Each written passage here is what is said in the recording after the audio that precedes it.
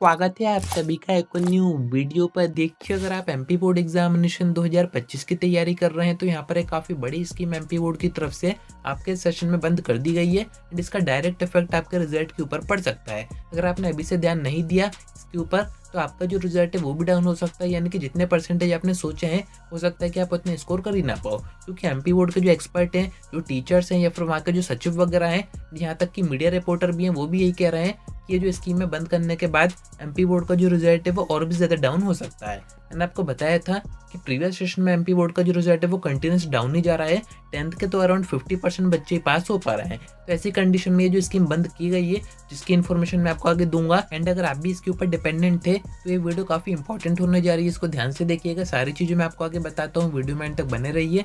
नए तो सब्सक्राइब जरूर से कर दीजिएगा, नोटिफिकेशन आइकन ऑन करके रखिएगा। एमपी बोर्ड एग्जामिनेशन की ऐसी इन्फॉर्मेटिव वीडियोस मैं आपको आगे प्रोवाइड करता रहूंगा।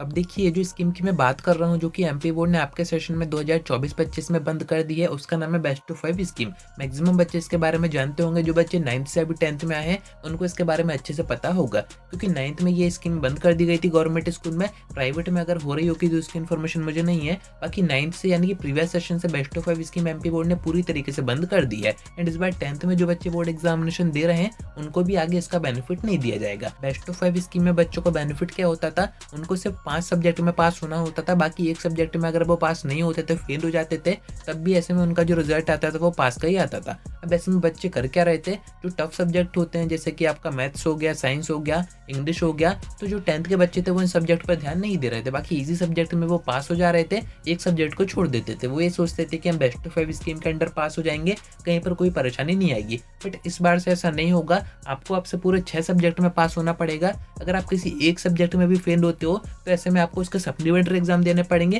और उसमें भी आपको पास होना पड़ेगा। ऐसा नहीं है कि 5 सब्जेक्ट से आपका जो रिजल्ट है वो बना दिया जाएगा। अभी तक एक डिफरेंस आपको यहाँ पर और दिखेगा। अभी तक आपका जो रिजल्ट बन रहा था वो जितने भी नंबर आपके आते थे उसके नीचे 500 ही रहता था, यानी कि 500 से ही आपका रिजल्ट बनाया जाता था।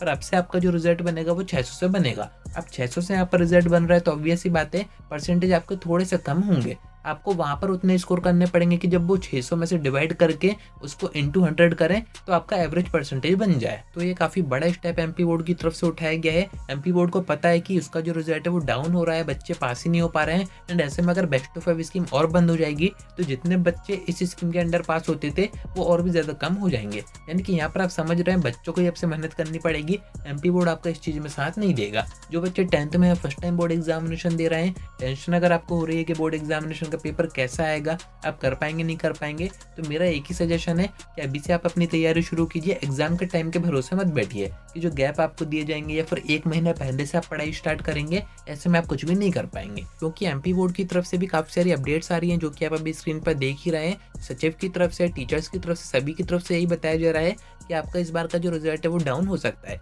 इसी कारण से मैं आपको इस वीडियो के थ्रू वार्न कर रहा हूँ कि अगर आप बेस्ट टू 5 स्कीम के भरोसे बैठे हुए हैं, आप इसी के थ्रू पास होने का सोच रहे हैं, तो ये जो स्कीम है वो बंद हो चुकी है। ये तो मैंने आपको सेशन के स्टार्टिंग में भी बताया था।